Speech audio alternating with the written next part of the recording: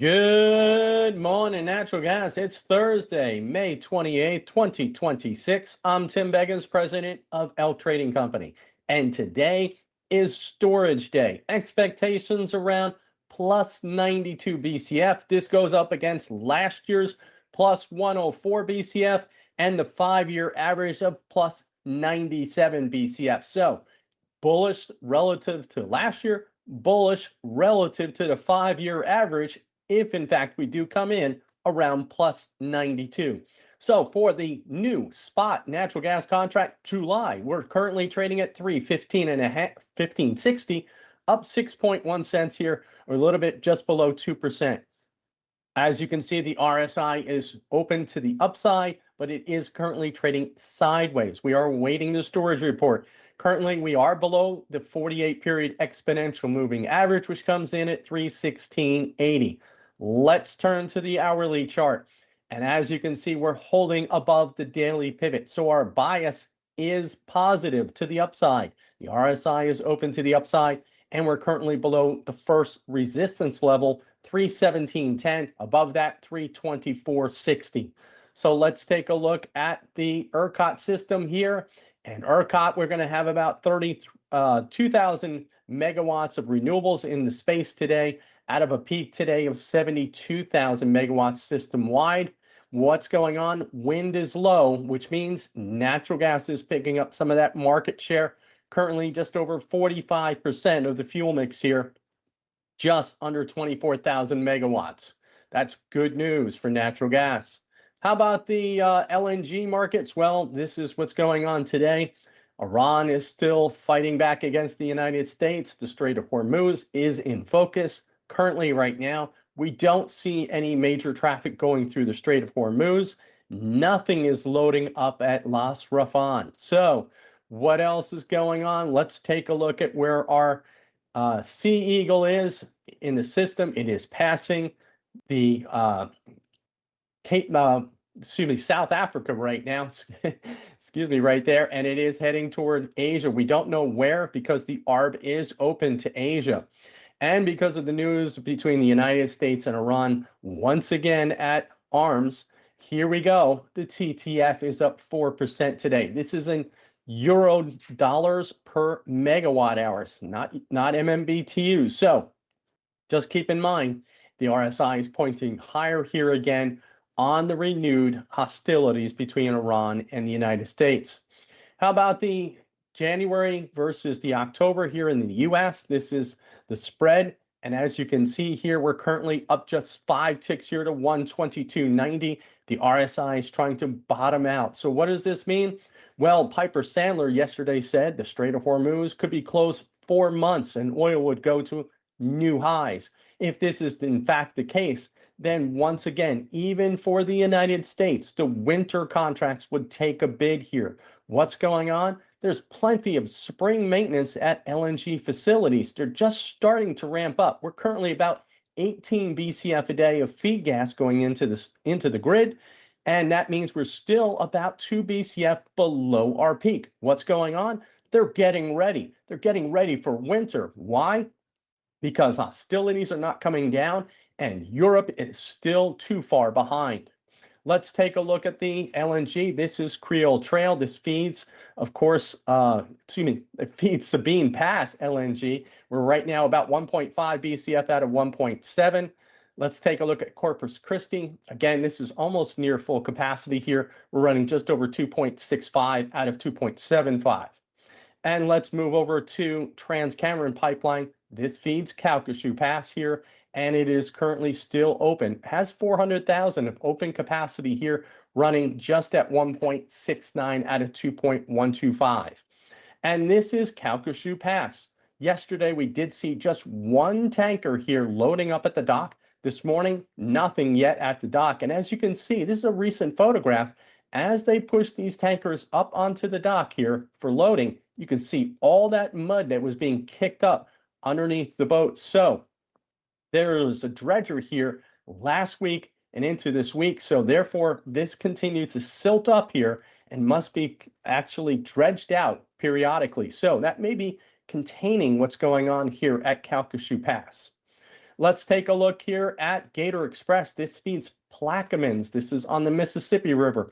And as you can see right now, they are currently running at over 4 BC. They're actually just over 4 BCF at a 3.94 nameplate capacity. Yes, running over nameplate capacity.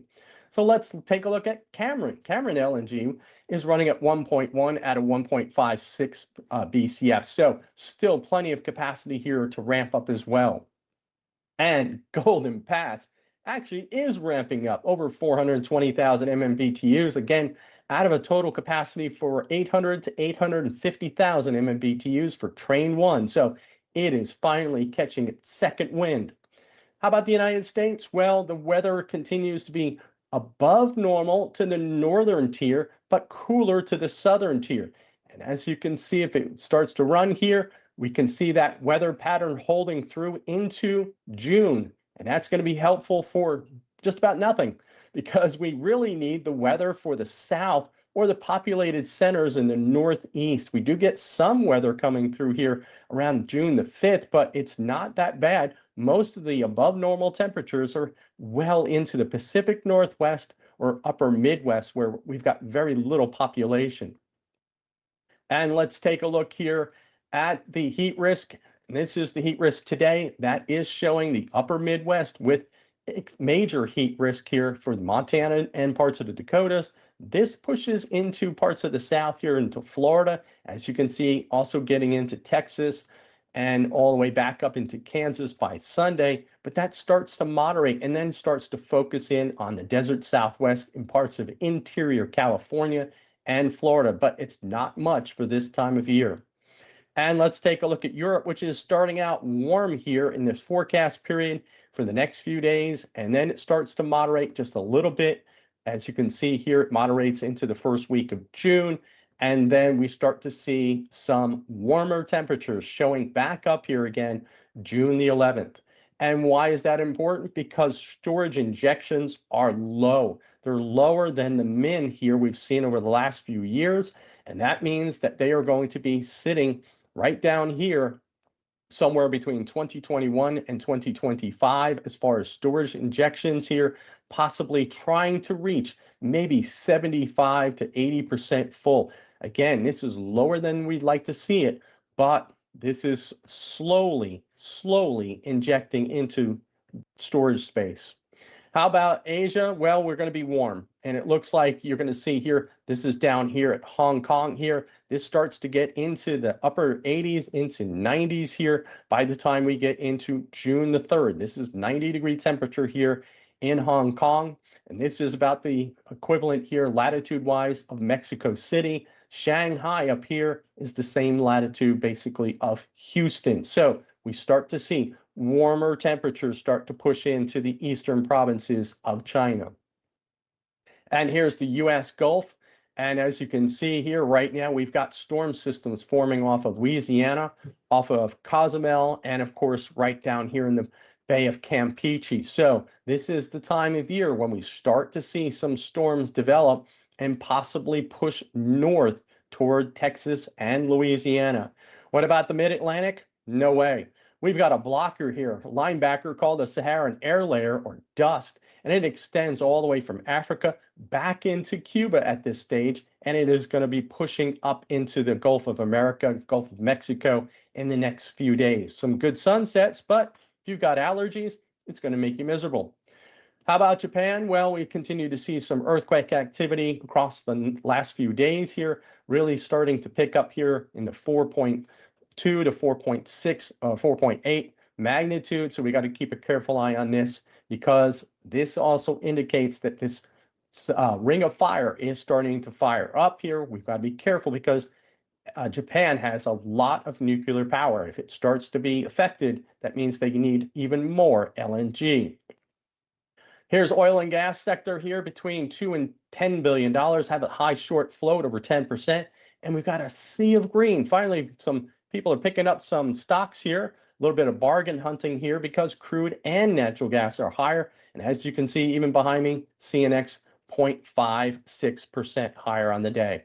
So again, recapping here for the new July contract here at spot contract, is currently trading at 316.40, up 6.9 cents here, a little bit over 2.25%. Today is storage day.